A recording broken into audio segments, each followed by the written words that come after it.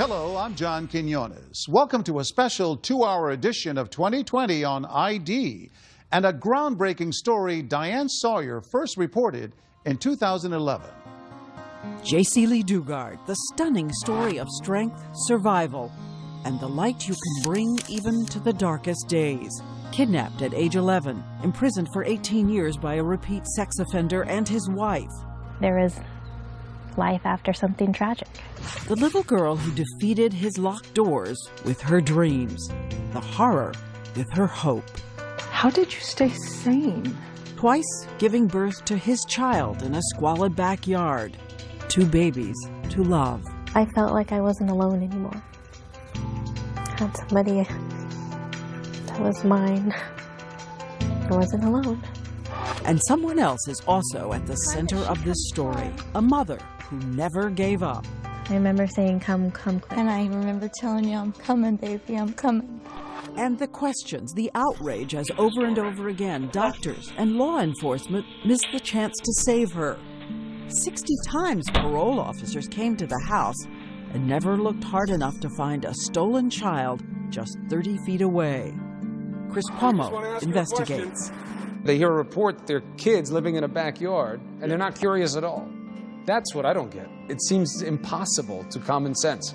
And what about the 2 campus police women who simply listened to their instinct and acted, freeing a girl who could finally come home?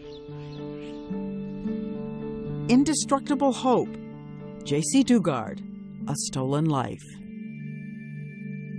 Good evening, and we're so glad that you're with us tonight for Jaycee Dugard and her powerful story of hope. As you're about to see, she's a young woman who can look at the truth without blinking, and yet she is a radiant spirit even after 18 years of imprisonment by predators whose actions defy understanding. Some of her story is harrowing. Some of it will leave you outraged at all the times law enforcement could have saved her and did not, while her mother was also suffering and refusing to give up the search. But in the end, Jaycee Dugard will find a way to save herself until the day she can call and say, I'm alive, I'm coming home. She was a little girl with a name right out of a storybook, Jaycee Lee Dugard, age 11 years old. Hello? A girl who loved her mom, her little sister, a cat named Monkey, and school and books and stories, and by holding on to the memory of everything she loved, survived and would triumph after a battle in a monstrous backyard, where a convicted sex offender let out of prison early Philip Garrido and his wife Nancy, kidnapped her, handcuffed her, imprisoned her, forced her to give birth outside. And over again, dozens of times, law enforcement would miss the easy opportunities to find and save her. For 18 years, she'd be forbidden to say her own name. So this is how her book, A Stolen Life, begins. Let's get one thing straight. My name is Jaycee Lee Dugard. I was kidnapped by a stranger at age 11. And I want Philip Garrido to know that I no longer have to keep his secret. I was happy. She is 31 years old. She looks impossibly young. I know, I was worried about should I wear heels? She's also someone who laughs a lot and delights in ordinary things on ordinary days, like learning to drive at the age of 29. I go to park and I get out, I'm like, oh God, I did really good. And my mom's like, but look where you parked. And I was like, taking 2 spaces. You would never know what she survived. Oh, my pine cone? Unless you notice how her face changes when she speaks of the past. And the charm around her neck, it's a pine cone. Back then, it was the last thing I touched. You know, the last grip on me. Now it's a symbol of hope and new beginnings, and that there is life after something tragic. And she has a message that is both simple and profound about hope, survival, and what it meant to have a mother who would never let go. It is June 10th, 1981. Jaycee Dugard wakes up in this house in Lake Tahoe, California, where her family's moved because it's a safe place to live. She's in the 5th grade and remembers worrying about the field trip coming up because she's so shy. Remembers dressing in her favorite all-pink outfit. And she remembers the mom she absolutely adores had to leave early for her work as a typesetter at a print house and didn't do something she said she would do. She said that she'd give me a kiss goodbye. She didn't. I wasn't mad. I just, thought I'd catch her when I got home, tell her, you got to give me a kiss next time, She also remembers there was something she had wanted to ask her mom. I wanted to ask my mom if I could shave for the field trip. Shave your legs? Yeah. Big question. Didn't want to be for her. embarrassed. Yeah. Didn't want to be embarrassed. So that was the big question on my mind. She walks up the hill from the house to catch the school bus, the way her mother taught her, looking out for traffic. Walked up the side of the hill. That was the safe way to go against traffic. And halfway up, my world changed in an instant. I thought, oh, somebody's looking for directions. A gray car pulls up. A man rolls down the window. And his hand shoots out, and I just feel numb. My whole body is tingly. I don't know what it's from. I fall back in the bushes. She had been paralyzed by a stun gun. I lost control of my bladder. I wasn't even embarrassed. No time to be embarrassed. On the ground, she feels something with sharp edges. That pine cone. The last thing she touches before she comes to, face down on the floor in the back seat of a car. I remember my throat felt very dry and scratchy and like I had been screaming, but I don't remember screaming. The man behind the wheel is that convicted sex offender, and holding her down on the floor in the back is his wife, Nancy. The district attorney believes Nancy scouted the little girl for her husband as a prize. Did they say anything? Did you hear anything? No, not at first. After we were driving for a while, I heard the driver say, I can't believe we got away with it. And he started laughing. I think I blacked out again or something. It was like the most horrible moment of your life times 10. 120 miles later, this is where the car stops, a house on a neighborhood street. Garrido tells her to be quiet. I said, I think it's probably one of the only things I said was, my family doesn't have a lot of money, they can't pay the ransom. That's what I kidnap as ransom, right? Yeah. No. Not always. He is 40 years old, 6 feet 4 inches tall, 196 pounds. She is 11, 4 feet 6, 80 pounds. He takes away the pink clothes she dressed in that morning. The only thing she has left is a little ring shaped like a butterfly. She will hide from him for 18 years. A blanket is over her head. She has no clothes. He walks her through a small area of grass toward a fence where an opening is concealed by a tarp. And hidden behind the fence, a deranged collection of sheds and storage units. One of them tiny, completely soundproof. He leads her inside and takes out handcuffs. He said that they were the fuzzy kind, so they wouldn't hurt as bad. Whatever. Behind your back? Yeah. There was a pallet on the floor. And then he said he'd be back later. And he shut the studio or the soundproof door and then the other door with the lock. You heard Remember that lock? Yeah. I can still hear it consciously or when I'm awake. Just some sounds and smells and just don't leave you. He warns her there are dogs outside, Dobermans. They'll attack if she tries to escape. She notices there's one window covered with bars and a towel. He leaves. At one point, you write, you get up and you take your teeth and you pull a towel I off. wanted to see where I was. Yeah. I couldn't use my hands. And there was just weeds and some kind of fence. Naked, arms in handcuffs behind her back, she drifts in and out of sleep.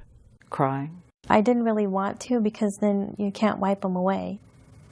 Then you get all sticky and, that sounds awful. But, I tried not to cry because I couldn't wipe them away or, and then they get itchy. And She made a note to remember the sound of the train so it would help her mother find her. And then later it was just listening to lawnmowers and airplanes, anything for human contact, I guess. I was so lonely. I felt so alone. And 120 miles away in those first hours, a mother who loves her daughter and will never give up is already on television making a plea. It's pretty, young, innocent child. Friends have been searching all day and evening. Police started searching the neighborhood. Police set up a roadblock and go door to door. Her classmates are out in the streets holding up signs. And it's time that she comes home. But all alone, on that first night, Jaycee Dugard decides to cling to something that will sustain her. The moonlight streaming through the towel reminds her of her mother and gets her through the night. We would always sit on the porch and we would debate whether the full moon or the crescent moon was the better moon. I always liked the full moon and she liked the crescent. And just always made me think of her. Do you remember the song you and your mom sang? Looking at the moon? Hi, you are the moon. How does it go? I forget. I love the moon and the moon Sees me. I see the moon and the moon sees me. God bless the moon and God bless me. When we come back, Time a that she mother's comes search. home. You were always there. You never left me. Parole officers, doctors who miss what is in front of them. This is the And the studio. story Jaycee Dugard will tell for all the victims of sex abuse. A story she says is his shame, not hers. Stare it down until it can't scare you anymore.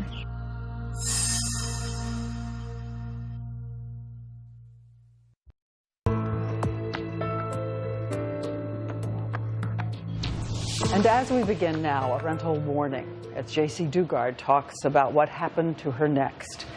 Some numbers we should all know. There are 20,000 abductions of children every year by strangers. 99% of those will be returned fairly soon. But 100 disappear long term, and only half of those return alive. Fewer still have the strength to bear witness to the reality of what pedophiles do. Jaycee Dugard says she wrote these chapters as a call to action for judges, psychiatrists, parole officers, and for all the victims who cannot speak for themselves. Okay. This is Philip Garrido. In a video obtained by ABC News, he is singing one of the songs he wrote. He told everyone he was a musical genius on the verge of a big break. He also claims to be a religious visionary, calling himself the Witness, rambling on about the Bible, saying he was chosen to hear the voices of demon angels in the walls, in the ground, and that he'll save the world. His first arrest was 1972 for raping a 14-year-old girl who was too afraid to testify, so the case collapsed. 5 years later, he took a woman into a rented storage container and raped her for 8 hours. But she managed to escape, and because of her, he would be sentenced to 50 years in prison. But for some reason, the parole board decided to release him after just a quarter of that sentence was served. Later, he even received a letter of commendation from the parole board heralding him for his personal accomplishments. First week, in June 1991, the 11-year-old girl, handcuffed, arms behind her back, is aching, skin rubbed raw. Philip Garrido is her only human contact, and for those first few days he just comes, sits, tells her funny stories, brings her soda and fast food. A classic approach for a pedophile. I depended on him for bathroom, food, company. You had no water, toothbrush, No, toilet. no What toilet. was the toilet? Toilet was a bucket. Well, I had handcuffs on, so it was very difficult. So She writes in the book she has no idea what he's planning to do. She's never heard about sexual abuse. Had you ever heard the phrase? nope, not into boys, other than, maybe the New Kids on the Block or something like that. Sex was Ken and Barbie. Yeah, laying together. That's what it was. That's what you thought it was? That's what I thought it was. Yeah. The book she wrote, A Stolen Life, is unflinching about what would happen to her next. I asked her why she decided to write in such unsparing detail. She said she wanted to do it for victims of sex abuse, who often keep secrets, along with fear and shame. Why not look at it? You know, stare it down until it can't scare you anymore. She worked on all this with her therapist, Rebecca Bailey, who specializes in family reunification after trauma. It is not her shame. Those things happen to her. They're not who she is. This is the studio. That's where it was first taken. I didn't want there to be any more secrets. But it is one thing to write it down and another to say the words out loud. We assured her that what she says is up to her. She tells us right after she's kidnapped, he forces her into a shower with him, and she's never seen an unclothed man. Again, she's just 11. She's been imprisoned in that shed in handcuffs for a week, when instead of a soda, he brings her a milkshake. Comes in with the milkshake, and I was getting used to him coming in. But he said things were going to be different this time. She is still in handcuffs the first time he rapes her. I remember crying, but they were silent. Just tears running down my face.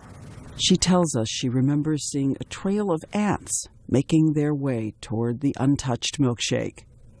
After that, the rape will be daily. It was pretty much before I ate meals. So, felt like every day. I mean, like I said, time is hard to judge, but there's a switch that I had to shut off. Just go someplace else. Just went someplace else. And remember, at the same time he is imprisoning her, raping her, parole officers are coming to the house regularly to monitor him, but not looking in the backyard. And there was even a time when a neighbor called 911 and said she had seen girls in his yard. Nothing was done. 2 hours away, her mother is now asking neighbors to keep their porch lights on in case Jaycee comes home. Lifts my spirit real high. I'm overwhelmed. This is more than I can ask for. Give me a light. This is going to bring her home. I know it. At one point, he brings in a TV, though she can't see the news. In the beginning, you could only see QVC? Yeah, I would fall asleep to the sound of jewelry being sold. But at least it was talking. And she tells us she thinks she had been imprisoned in that shed almost a month and a half when something new, unknown, signals change. Garrido moves her out of the soundproof storage unit into a room next door. Over here, the blue building. And handcuffs her to a pull-out bed. He tells her those demon angels, those voices he hears, have given him permission to do other things he wants to do. He says if he does them, it will help him with his sexual problems. That's what I was here for. Yeah, that's why he got me. And if you do it, you would keep other little girls safe? Yeah, he was always, protect other people so he didn't have to go out and do this to anybody else. Did you believe that you were protecting other little girls? I think I did. I think on some level I did, yeah. He put that stun gun out on a table where she could see it. He got out equipment for drugs. And so began something he would call runs, countless of them during her captivity, drug-fueled binges that would go on for days at a time. In her book, she writes in graphic detail what he forced her to do. This is what she is comfortable telling us. Oh, they were very long. Usually started out with, he would dress me up for hours because he was taking methamphetamines and speed. He called it speed. He would get focused on one thing for long periods of time.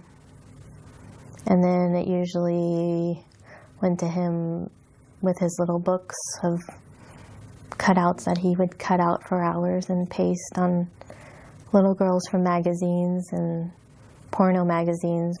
I mean, it didn't make sense to me at all, but that's what he did. Again, the runs would continue 2 or 3 days each time, and often he would videotape her. Sometimes he would stop to make sure she was listening to the voices he says he could hear in the walls. He would apologize and... That's the confusing part. Beg your forgiveness. Tell me what an awful man he was. You know, and here I am trying to, feeling, you know, hurting, because it hurt, you know, wanting it to stop. And I have to comfort him. After the tears to keep her compliant, more threats. And year after year, he would keep raising the bar on terror, threatening something yet to come, even worse. Once saying he would sell her to people who were going to lock her in a cage. He would come up with the unknown that would always be more terrifying than what I knew. After, you know, I got used to the, I don't know if you ever get used to that, but you can get used to things. Once I got used to that, it would be the unknown thing that was more terrifying than actually keeping with the runs and doing something that was, at least I knew what was going to happen. It's when he would invent new things and all night long you would think that's what he was going to do to you. I begged him, you know, I'll do it better, you know, I'll be good, because it was the unknown that was terrifying. Did you think it was going to be the rest of your life? It sounded like it. And as the first month passes, remember, there's no way she can run. The handcuffs, the bolted doors, the dogs outside. There was not a day that I didn't cry. I felt like there would never, ever be a day that I wouldn't cry again. And then, after a while, I told myself I can't cry anymore. What's the most haunting memory? That lock, hearing the lock. I know I said that earlier, but for some reason that. And the bed, it was a squeaky bed. Squeaky pull-out bed. I guess the noise, the sounds. It's weird what sticks in your head, but sounds. How did you stay sane? I don't know. I was still alive. There was still hope. Still hope. I'm trying to imagine how you are coping. I'm trying to imagine. I don't know. I can't imagine being beaten to death, you know. And you can't imagine being kidnapped and raped, you know. So it's just, you just do what you have to do to survive. And again, she says she is telling her story so that the thousands of other survivors of sexual abuse know that survival is your strength, not your shame.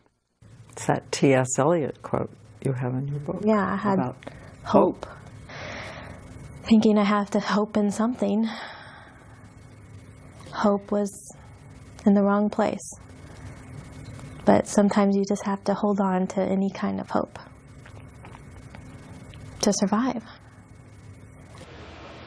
And there is one more measure of Jaycee Dugard's willingness to stare down the truth. Prosecutors ask her to review those videotapes he made.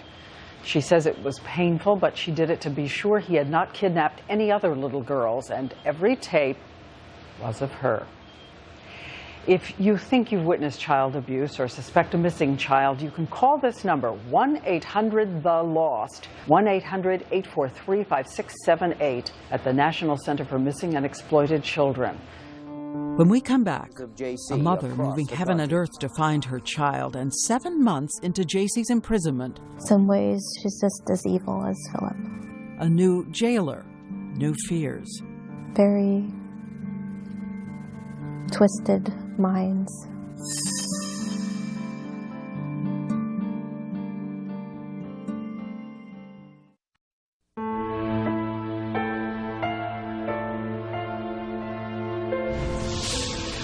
As we said, for 7 months, the only human being Jaycee Dugard would see was the man who was coming to rape her. Back home, that field trip she had worried about was long over. Back home, her 5th grade classmates have now graduated elementary school. Her mom is raising her little sister, feeding Monkey the cat, and asking everyone to keep searching and believing Jaycee will return. She is coming home. That gives me a lot of hope, a lot of optimism. Somebody's, feeding me dreams for a reason. And by the way, her biological father had left the family, was never in Jaycee's life. There was a stepfather, but Jaycee was not close to him. 2 hours away, Jaycee is now being moved back and forth from the soundproof room to the larger room where she's handcuffed to the bed. Her only company, a spider, she names Bianca.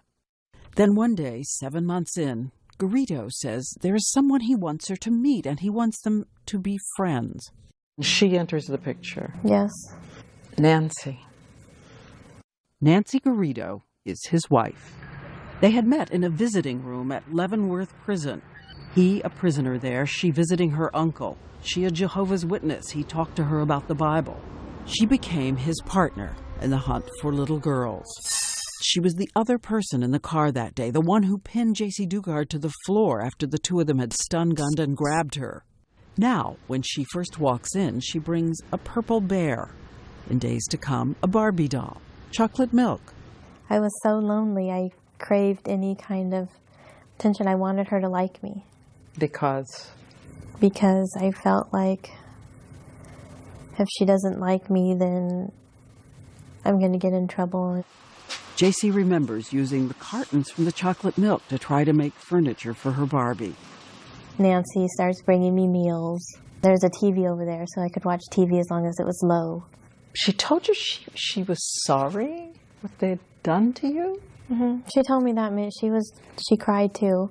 In some ways, she's just as manipulative because she would cry and say, I can't believe that he did this. I wish he would have got a headache that morning that he took you. And she knew everything. Yeah, she knew everything. Everything. What makes somebody do that in the first place? Take somebody else's child just to satisfy your husband. I don't know, she's just as evil as Philip. Very twisted minds. Twisted. Okay. Does it say record still? Yes. Good. And remember the video of Philip Garrido playing his guitar? In fact, he is at a children's playground. His wife Nancy is holding the camera and will furtively move it off him away to gather pictures of little girls. You got me real good? Yes. I can see you really good. And don't forget, he is a convicted sex offender supposed to be monitored by law enforcement, at times even tracked by an ankle bracelet. As we said later, we will go to law enforcement and seek answers. When they are arrested, Nancy Garrido will also be charged with kidnapping and rape by force. We remember a moment from the courtroom. Philip Garrido, Nancy Garrido, in a jury box separated by their lawyers. And suddenly he looks at her and mouths the words, I love you. And like her husband, Nancy Garrido, will use manipulation on their 11-year-old prisoner, alternating motherly concern with coldness and cruelty. Jealous. Very jealous of me for some reason. Like I wanted her husband to rape me. Very jealous. And sick. She worked by day as an aide in a nursing home. But when Philip Garrido vanished for a month, she replaced him as jailer. A whole month? He's gone? Yeah, she said that he was on an island with a friend, but he was actually sent back to prison. Only for failing a drug test. So it's the two of you? Yeah. She would lock us in every night. She wanted to watch this scary movie called The Unborn. It was awful. It was very scary. And then she would leave in the morning and lock the door. And the two of them also worked together to use Jaycee's love of animals to manipulate the little girl, giving her kittens that would then mysteriously vanish. Well, it was Tigger, and then it was Snowy, who, I don't know what happened to her. Another kitten was named Eclipse, a girl kitten. Jaycee loved so much she asked for paper and a pen to make a little diary. She writes how grateful she was for the little kitten and how much the Garridos told her they paid for her, adding, last night I started to cry and she heard me. She came to me and sat next to me, and after that I felt a little better. She means more to me than my own life. I see her love for me, and every entry is studied with a little heart on a string, like a balloon. The little kitten Eclipse would also disappear during one of Garrido's drug-filled runs. Garrido happened to notice that his captive had signed her name, Jaycee, on that journal. I actually wrote my name, Mm-hmm. and I tore it out when he saw it. Because he said you had to. Yes, and that was the last time. The last time for 18 years she'd be allowed to write or speak her name.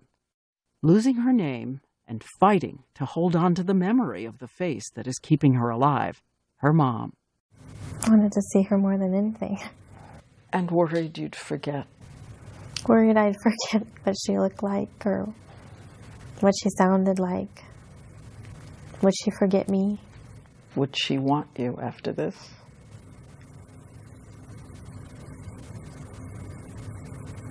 Yep.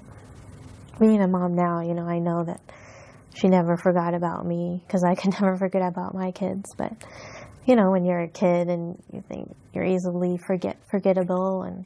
And her mother, Terry, is also fighting to hold on as 1 year passes, and then a second. She's alone except for her own family and friends, some of whom quit their jobs to help her. On TV, she shows Jaycee's room untouched since her disappearance. It's where Terry says she goes to pray every night. Even though she's not here, she's still in my heart. And when 34 months have passed, 1,029 days since Jaycee Dugard was kidnapped, sometimes the handcuffs would come off. Do you remember the day you weren't handcuffed anymore? I don't remember the exact day. Just all of it. I don't know if it was all of a sudden. It was over time. But she would still always be locked in a bolted room.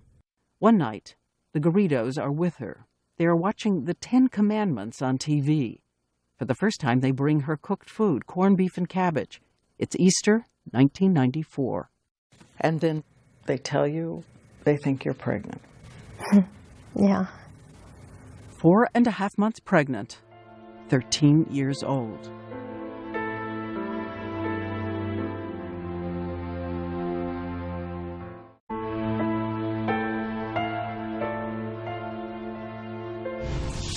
As we said, by now, Jaycee Dugard has been in captivity for 1,029 days. There are new posters. A sketch artist tries to imagine the little girl now entering her teens, but those posters will also weather and fall away. By now, her mother is holding rummage sales to raise money for private investigators. She is sending more than 1 million flyers across the United States while working and raising Jaycee's little sister Shayna. And 2 hours away in the backyard, Jaycee Dugard has been told she is pregnant. What did you thought was happening to you? Thought I was gaining weight. She will have no medical care. She's bewildered by what her body is doing, and the doors to the outside are bolted. No sun, no sky. She learns the link between sex and pregnancy from TV. Did you have any idea what it meant to give birth? No, I had never seen it happen. There was this show that he would talk about a lot, Growing Up Baby or something like that. So I'd watch that, and he was watching birthing videos and just learned. And he said that he would read up on it and he would do it? Yeah. She makes up little stories she tells to the baby growing in her stomach. August 18th, 1994, you're how old? 14. Having a baby in a backyard. Yep, I did. She is locked in, alone, watching Dr. Quinn Medicine Woman when she feels the first sharp pain. You're in labor and there's nobody there. I didn't know I was in labor, but yeah, I was still, locked at that time. Just scared. It was terrible pain. I didn't know what was going on. Hadn't seen anybody all day. She will be in labor all by herself for hours. Finally, the Garridos return. They give her codeine.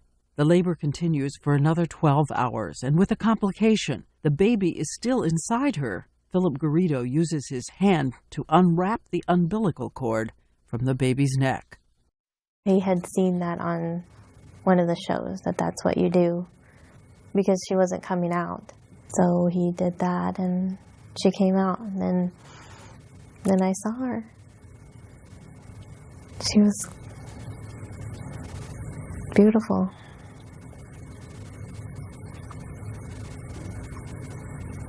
I felt like I wasn't alone anymore.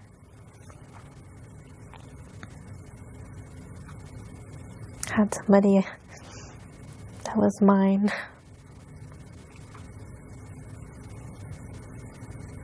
I wasn't alone. And I knew I could never let anything happen to her. I didn't know how I was going to do that, but I did. And when Garrido takes the baby, he held her in a chair and prayed that he would never hurt her. Was it your terror? Yeah.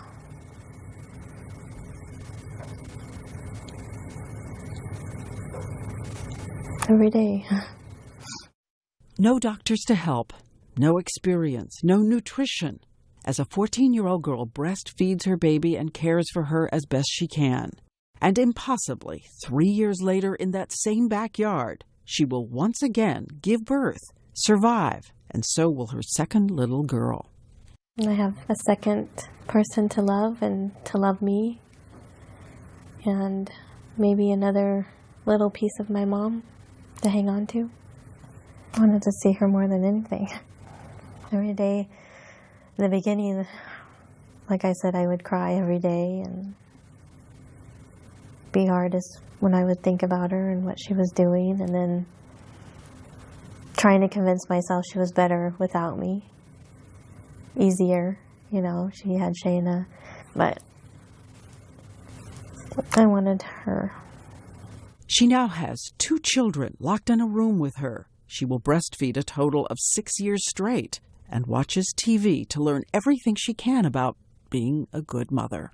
And now there are 3 captives parole officers could save if they only searched the backyard on their dozens of visits. Jaycee Dugard writes in her book that Garrido often erupts with anger, inexplicable rants about her behavior, which she keeps trying to alter in order to subdue his moods. And he makes her listen to the voices he says he hears with a machine he has built using plastic cups and something called bionic ears. What are bionic ears?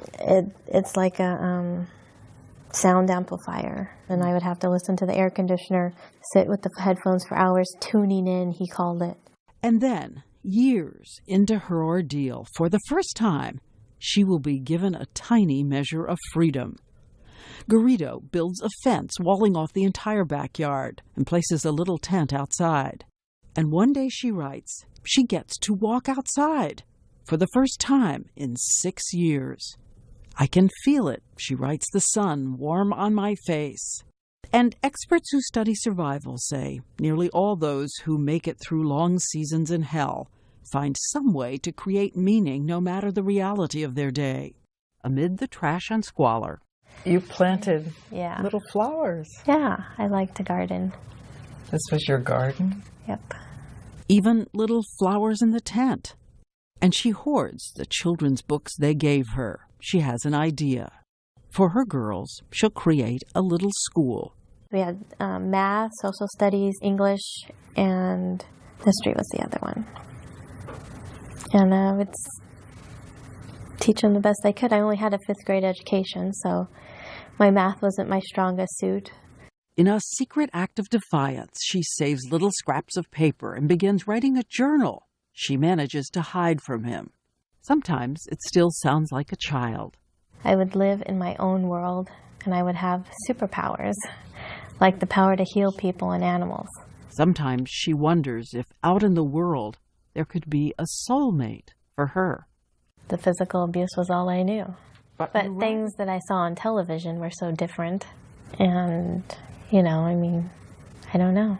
Look at this. I would search the world for the top teachers if I could get out of here, and psychologists and doctors. And I would organize, and we would open a free clinic for homeless people to come and interact with animals. Time on my hands to think about things I would do.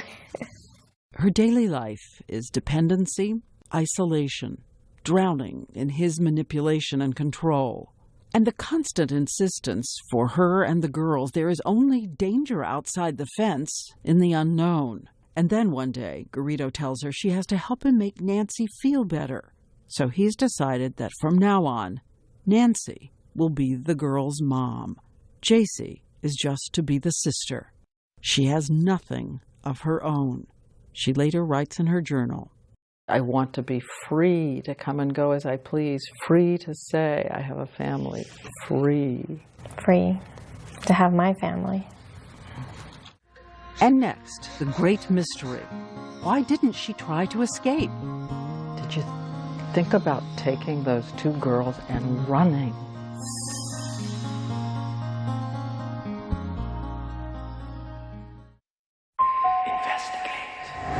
Tuesday on an all-new Red Rum.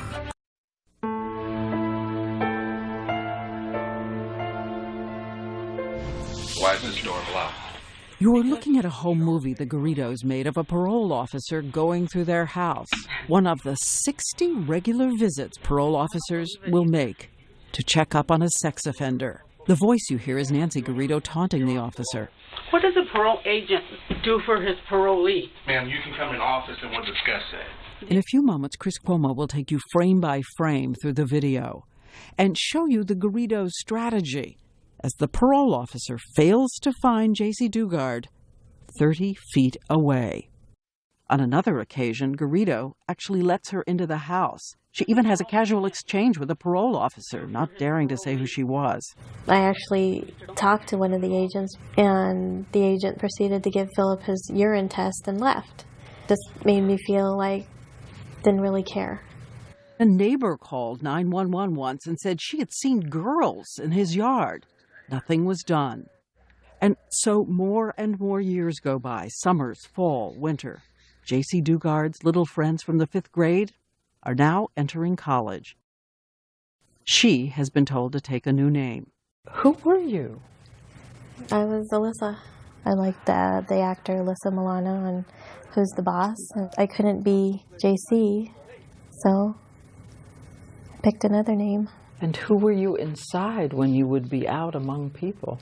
Hiding. Afraid I'm going to make a mistake and do something wrong. And no one seemed to see you? No, nobody noticed. She said by then she'd gained weight and her blonde hair had turned brown.